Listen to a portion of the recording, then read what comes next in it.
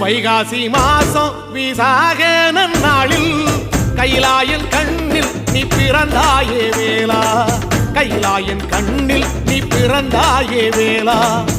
இறங்கி நாளும் உன் பழனிக்கு வந்தே, வழிபாடு செஞ்சு உன் புறப்பாடும் கண்டே.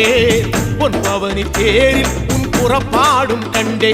நடராசன் மகராசா உன் வீடு வந்தேனே, வெளியான பாலாலே அபிஷேகம் கண்டேனே.